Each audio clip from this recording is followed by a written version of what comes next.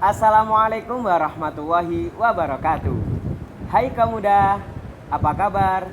Semoga kita tetap selalu dalam lindungan Allah Subhanahu wa taala. Amin amin ya rabbal alamin. Sebelumnya perkenalkan, nama saya Muhammad Fajar Seviantoro dari Divisi Retorika sebagai host pada acara Sabar episode 2 kali ini. Dengan narasumber kita, Mbak Jinan. Gimana Mbak Jinan kabarnya? Alhamdulillah baik. Ya. Pada podcast Sabar kali ini, saya mengangkat tema pintar perlu tapi attitude nomor 1. Nah, apa sih itu attitude dan seberapa penting attitude itu? Nah, tonton sampai habis ya acara pada kali ini. Nah, sebelum itu, di sini saya akan bacakan CV dari narasumber kita dengan nama Jinantia Bakita, tempat tanggal lahir Blitar 10 Mei 2001, alamat Dusun Glati, Desa Kelapisan, Kecamatan Kandangan, Kabupaten Kediri. Hobi wisata kuliner, wisata pantai, kecuali wisata masa lalu. Wah, kok bisa sih Mbak wisata lalu jadi pengecualian di hobi Anda? Masa lalu itu menurut saya penting untuk dijadikan pelajaran, tapi tidak penting untuk dijadikan wisata kembali. Jadi masa lalu cukup biarlah berlalu, kita menatap masa depan yang lebih berharga. Wah, sangat patut dijadikan pengalaman ya Mbak wisata masa lalu tersebut. Ya, saya lanjutkan ya Mbak. Siap, silakan. Riwayat pendidikan MI Futuhiyah 2013, MTSN Jombang Kauman 2016, MAN 3 Kediri tahun 2019, dan sekarang sedang menempuh S1 Prodi Komunikasi Penyiaran Islam di UIN Said Ali Rahmatullah Tulung Agung semester 5. Moto dari narasumber kita yaitu khairun nas anfusikum linnas. Nah, kenapa Mbak kok moto dari Anda itu khairun nas anfa'uhum linnas?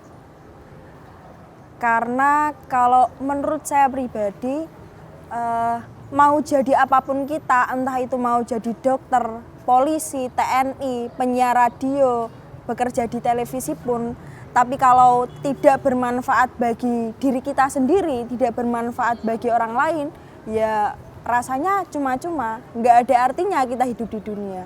Kalau memang kita tidak bermanfaat bagi sesama, bahkan bagi diri kita sendiri. Jadi kita sebagai orang itu harus bermanfaat bagi manusia yang lainnya ya Mbak ya? Setidaknya begitu, minimal diawali untuk diri sendiri, kemudian dilanjutkan kepada orang terdekat, dan menyeluruh. Oke. Wah, tak terasa sungguh keren sekali ya CV dari narasumber kita. Nah, pada Sabar kali ini saya mengangkat tema attitude. Nah, apa itu attitude? Seberapa penting attitude itu? Kalau menurut saya pribadi ya, attitude itu adalah sebuah sikap, sebuah perilaku, sebuah tingkah laku seseorang ketika berinteraksi kepada orang lain. Kalau dalam bahasa Jawanya itu adalah toto kromo. Bukan seperti itu Mbak Jina? Benar sekali Mas Ya, Fajar. kalau menurut saya itu seperti itu. Nah, kalau menurut narasumber sendiri, attitude itu seperti apa sih? Kalau menurut saya pribadi sebenarnya hampir sama. Cuma ditambahkan bahwasanya attitude itu perlu untuk masa depan. Kenapa begitu? Ada istilah Jawa yang mengatakan ajining diri saka lati, ajining rogo saka busono.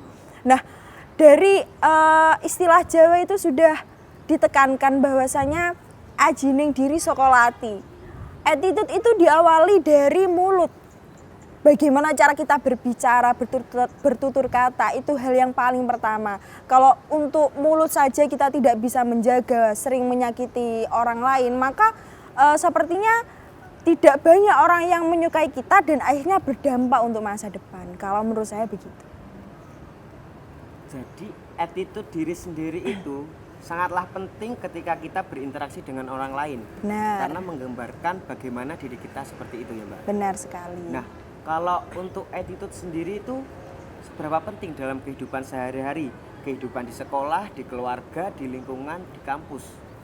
Itu seberapa penting sih Mbak? Atau menjadi nomor satu? Kalau menurut saya itu sangat penting, apalagi pasti teman-teman ini sudah tahu bahwasanya adab itu lebih tinggi daripada ilmu. Meskipun kita itu lulusan S2, S3 di luar negeri atau dimanapun itu, kalau kita tidak bisa menjaga attitude kita terhadap orang yang lebih tua atau kepada siapapun, maka di situ jarang sekali untuk disukai orang, karena meskipun gelar sudah banyak, jabatan dan lain sebagainya, tapi ketika kita berinteraksi, berkomunikasi dengan orang lain, attitude kita tidak terjaga, maka di situ orang akan memandang percuma gelar tinggi, percuma jabatan tinggi, tapi ternyata attitude tidak punya. Kalau menurut saya begitu. Itu hampir sama seperti pepatah yang mengatakan al-adabu fauqal ilmi ya Mbak. Benar. Yang mengatakan bahwa adab itu berada di atasnya ilmu. Iya. Jadi karena kan saya pernah ngaji ya Mbak ya, pernah ngaji dan dikatakan pada ustadz saya itu seperti itu. Kamu itu mau seberapa pintar, seberapa sukses, kalau kamu beretika, kalau kamu beretitude ketika berada sama orang lain attitude-mu itu buruk, itu sama saja seperti kamu tidak berilmu. Benar sekali. Karena dikatakan al-adabu fauqal ilmi. Jadi ketika kita menuntut ilmu, kita harus mempunyai adab terlebih dahulu, karena kalau kita tidak mempunyai adab, ilmu yang kita dapat tidak akan menjadi ilmu yang barokah untuk kita. Benar, benar. Nah, kalau untuk selanjutnya, nah ini attitude untuk mahasiswa Mbak Jinan. Attitude seperti apa yang harus dimiliki bagi seorang mahasiswa di zaman sekarang? Kebetulan ya teman-teman kaum muda, saat ini saya sendiri ralat ya, Mas Fajar tadi menyebutkan di CV saya sedang berada di semester 5, saya sekarang sudah berada di semester 6. Oh, iya. Yang sebentar lagi Mohon mau maaf semester ya, Mbak, 7. Ya, tidak apa-apa. Nah, nanti pastinya teman-teman kaum muda atau bahkan teman-teman yang lain ketika berada di semester 6 akan dihadapkan dengan kuliah kerja nyata, yang mana nantinya di situ akan berinteraksi dengan para masyarakat desa. Nah, ketika di situ sangat akan terlihat bahwasanya sebenarnya orang-orang yang dengan predikat mahasiswa itu bagaimana sih? Bagaimana cara mereka berinteraksi, ya berperilaku dengan masyarakat-masyarakat desa yang memang notabene bukan dari kalangan akademik. Nah, di situ sangat teruji bahwasanya ya seperti yang Mas Fajar tadi sebutkan, bahwasanya adab lebih tinggi daripada ilmu. Meskipun kita seorang mahasiswa yang gelarnya sudah maha, berarti kan lebih tinggi daripada siswa. Iya. Jadi di situ benar-benar diuji bahwasanya attitude mahasiswa itu bagaimana. Ketika saya KKN benar-benar mengetahui bahwasanya ketika berinteraksi dengan orang-orang desa dan apa yang disampaikan oleh orang-orang desa atau siapapun itu, kalau istilahnya kita enggak ngelendei, enggak jimbok ngisore, itu akan dipandang agak walah percuma, gelarnya ini, jabatannya ini, tapi tidak bisa menghargai orang ketika berbicara. Nah, dimulai dari ucapan ajining diri sokolati, ajining roko suko busono. Nah, yang pertama memang ajining diri sokolati. Ketika kita tidak bisa menjaga ucapan, perilaku kita, sikap kita, maka siapapun juga akan memandang rendah kita. Begitu. Jadi tidak ada spesifikasinya bagaimana attitude yang seharusnya dilakukan mahasiswa kepada siapapun. Ini berlaku untuk semua, nggak hanya mahasiswa, siswa, pekerja atau lain sebagainya. Itu menurut saya semuanya bermulai dari cara berbicara. Itu akan mempengaruhi attitude kita.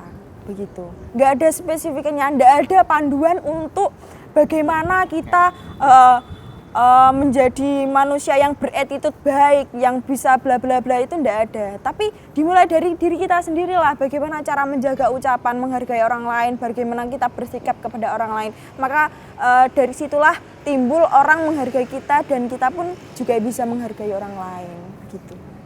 Nah, dari CV dari Mbak Jinan tadi sudah disebutkan bahwa Mbak Jinan menempuh semester 6 S1 dengan prodi Komunikasi Penyiaran Islam. Iya, benar. Nah, kan di Universitas Islam Negeri ya Mbak Jinan. Nah, kalau di UIN sendiri itu yang harus diterapkan attitude yang bagaimana sih Mbak? Mungkin dari cara berpakaian atau dari lain sebagainya. Mungkin bisa dari dalam kampus, bisa dari kehidupan di luar kampus bagi mahasiswa itu sendiri. Kalau secara luas itu memang bagaimanapun pakaiannya itu tidak bisa kita menilai orang dari sampulnya maksudnya. Meskipun pakaiannya terbuka, terus bukan berarti orang itu juga buruk.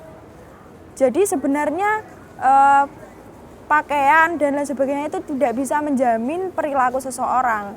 Tapi memang untuk meminimalisir bagaimana orang memandang kita, itu dimulai dari pakaian kita. Kan yang pertama ajining diri saka lati, yang kedua ajining raga saka busana.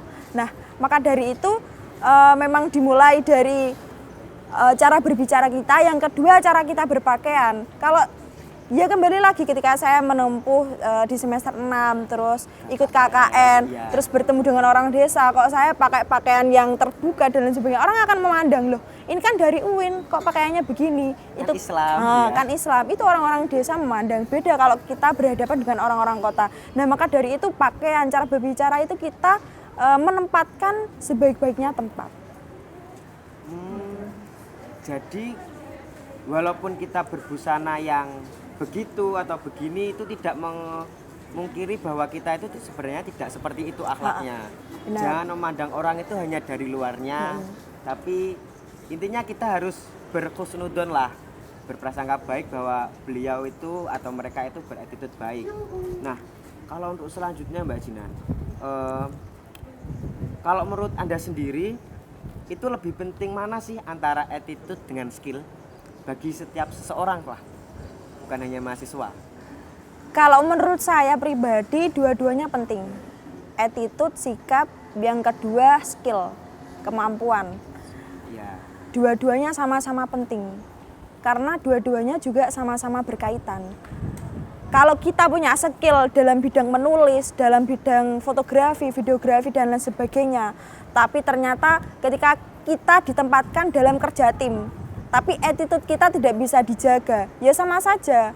Pun kalau kita beretitut baik, meskipun ada nilai plusnya, tapi skill apa yang kita punya? Jadi kalau menurut saya dua-duanya itu memang penting dan dua-duanya memang harus diasah dan dibiasakan. Jadi dua-duanya itu harus saling melengkapi. Saling melengkapi dan saling berkaitan. Nah, di zaman sekarang itu Mbak ya, attitude baik dari mahasiswa, siswa ataupun anak-anak itu sudah mulai berkurang atau mungkin malah hilang karena terkikis oleh perkembangan zaman. Nah, kalau untuk menurut Mbak Jinan sendiri, bagaimana cara mengatasinya? Dari lingkup mananya cara mengatasi agar attitude kepada orang lain baik dari mahasiswa, siswa dan lain-lain itu bisa kembali terwujud? Karena itu kan menjadi salah satu hal yang sangat penting untuk diri kita. Bagaimana orang lain itu menganggap kita itu bahwa kita orang yang baik, bukan orang yang seperti itulah Mbak. Bagaimana? Yang perlu teman-teman kaum muda dan Mas Fajar ketahui, kita tidak bisa mengotak-ngatik internal orang lain, tapi yang bisa kita otak-atik adalah internal kita sendiri. Bagaimana kita berperilaku, bagaimana kita bersikap agar diterima orang lain. Apalagi dengan zaman yang seperti ini, minimal mengikuti sesuatu yang memang bermanfaat khususnya untuk diri sendiri. Misalkan ikut organisasi ataupun ikut kajian-kajian dan lain sebagainya yang memang mengasah kemampuan, misalkan kemampuan intelektual kita, kemampuan skill kita dan lain sebagainya. Minimal dimulai dari diri sendiri, karena kembali lagi kita tidak bisa mengotak-ngatik orang bagaimana memandang kita. terus menilai kita. Yang bisa kita taati adalah internal kita sendiri. Jadi meskipun kita berbuat baik dan lain sebagainya, tapi kalau orang lain memandang buruk, ya sama saja. Jadi kita harus benar-benar mengutak-atik internal kita sendiri, gitu kalau menurut saya, Mas Fajar. Jadi untuk mengatasi itu di zaman sekarang itu bagaimana cara kita itu berintrospeksi diri, menjaga diri agar kita itu terlihat baik di depan orang lain. Jadi di tengah perkembangan zaman seperti ini dengan attitude yang semakin terkikis, jadi kita harus mengintrospeksi diri kita ya Mbak. Supaya apa? Supaya kita itu bisa menjaga diri kita dari cemoh-cemoh orang-orang lain seperti itu. Benar. Kan kalau dari sosial media itu kan banyak sekali Mbak, sepertinya contohnya itu dari netizen Indonesia yang selalu sibuk mengurusi kehidupan orang lain, dan itu adalah salah satu contoh yang salah. Padahal belum tentu diri sendiri itu lebih baik dari Iya. apa yang dibicarakan orang lain itu. Nah kemudian ini Mbak Gina, karakter yang bagaimanakah yang harus dimiliki seseorang mahasiswa agar mereka itu bisa sukses dalam studinya? Nah, karakter yang bagaimana yang nantinya akan membuat mahasiswa itu sukses. Yang pertama saya tekankan itu kesuksesan orang itu berbeda-beda. Ya. Mau bagaimanapun karakter seseorang itu tidak bisa menjadi jaminan kalau orang ini akan menjadi ini di masa depan. Jadi kalau saya sendiri ya menjudge bagaimana karakter yang dibutuhkan untuk seseorang bisa sukses, apakah dia harus bisa memimpin, apakah dia harus jadi ini jadi itu nggak bisa, karena ada orang yang memang basicnya itu pemimpin, ada orang yang basicnya itu dipimpin. Jadi memang ada yang kerjanya individualis, ada yang kerja tim. Jadi enggak bisa serta-merta diukur dari hal itu saja. Yang terpenting adalah karakter itu dibangun ketika kita ya tadi diawali dengan punya attitude. Jadi ketika kita punya attitude, orang akan memandang, wah ternyata anak ini berkarakter. Ternyata anak ini punya karakter yang kuat untuk bisa menghadapi orang yang seperti ini, untuk bisa menghadapi situasi yang seperti ini. Nah, karena kesuksesan orang itu berbeda-beda, semua hal boleh dilakukan, tetapi yang tidak boleh dilakukan adalah membanding-bandingkan diri kita dengan diri orang lain. Maka dari itu, mau jadi apapun kita nantinya, mau jadi apapun teman-teman nantinya, yang pertama kali dipupuk adalah karakter, dimulai dari attitude tadi. Gitu. Jadi sukses itu fleksibel. Fleksibel. Sebenarnya bukan hanya sukses, tapi hidup saja fleksibel. Ketika masalah tidak dibuat masalah, maka ya tidak akan timbul masalah. Tapi ketika hal kecil dijadikan masalah kan, ya maka akan jadi masalah yang ternyata bisa menimbulkan hal-hal yang besar. Gitu.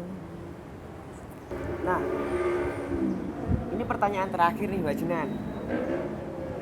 Dari beberapa pertanyaan tadi, menurut Mbak Jinan, bagaimana sih keterkaitan antara attitude, knowledge, dan skill yang harus dimiliki untuk seorang mahasiswa?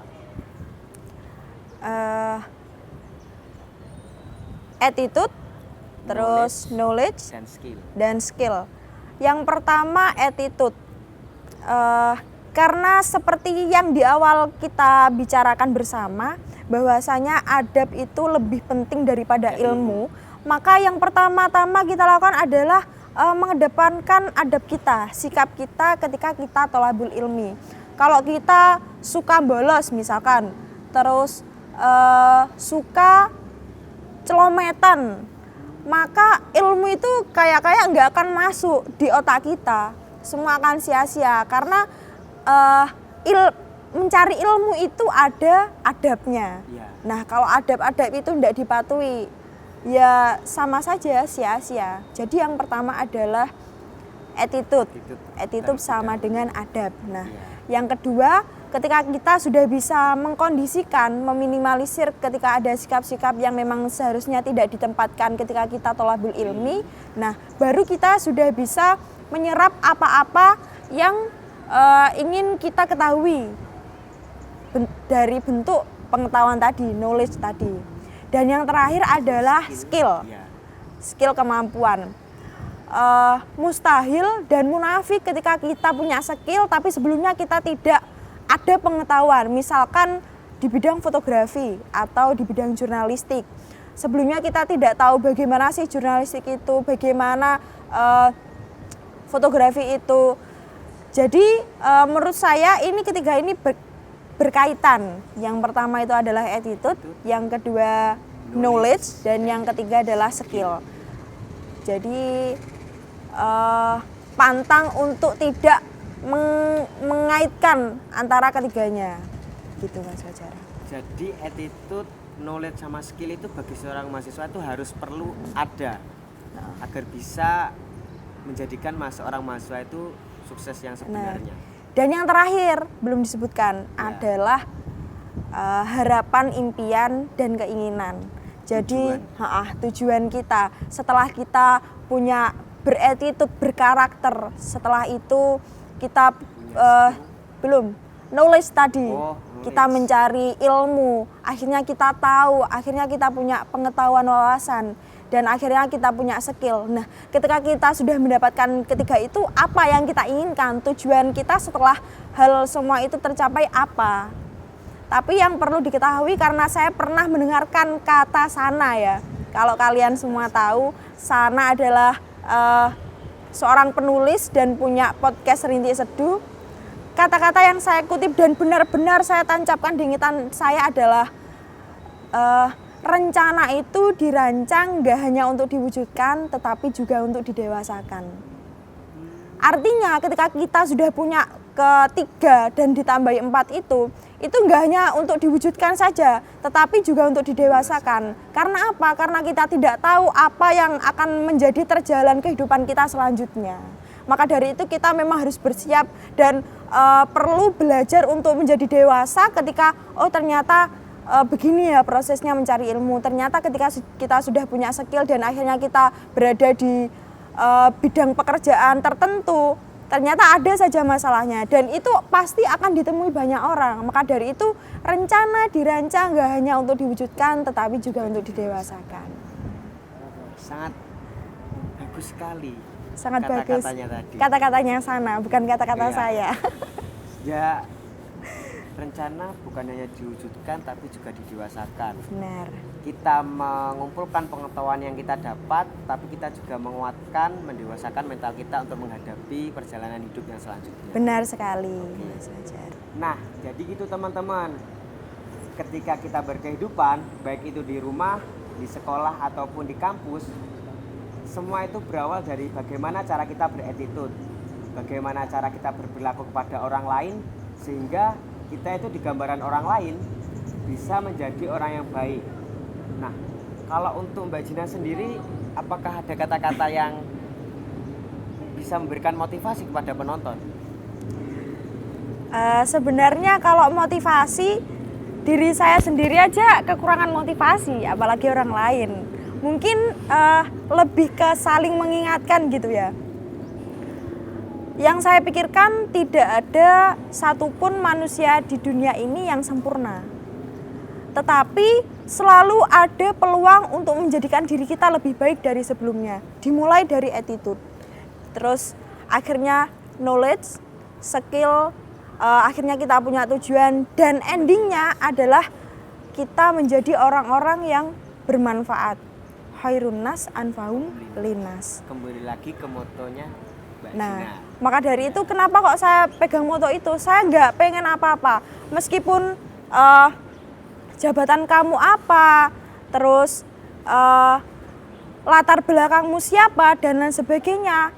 Bahkan orang yang suka menyapu di jalanan saja adalah orang-orang yang lebih baik daripada orang-orang yang punya jabatan tinggi. Karena apa? Karena mereka itu juga bermanfaat bagi orang lain. Akhirnya tercipta lingkungan yang bersih dan udaranya dihirup sejuk gitu. Nyaman. Nah, begitu. Kalau menurut saya begitu. Mbak Jinan, nggak terasa nih, kita sudah berbincang ini lama sekali dan waktunya sudah habis.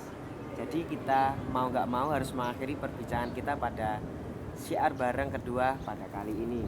Nah, terima kasih kepada Mbak Jinan telah meluangkan waktu untuk kita berbincang-bincang kepada penonton tentang apa itu attitude. Ya, sama-sama Mas Fajar. Saya sendiri juga manusia biasa yang tentunya punya khilaf ataupun ada salah kata, juga mohon dimaafkan untuk teman-teman dan juga Mas Fajar. Ya, terima kasih sama-sama. Nah, teman-teman, saya Muhammad Fajar Seviantoro pamit undur diri. Apabila ada salah kata yang kurang berkenan di hati teman-teman, mohon dimaafkan. Sekian, terima kasih. Sampai jumpa di pertemuan selanjutnya. Wabillahi taufiq wal hidayah, waridho wal inayah, ihdinas siratal mustaqim. Wassalamualaikum warahmatullahi wabarakatuh.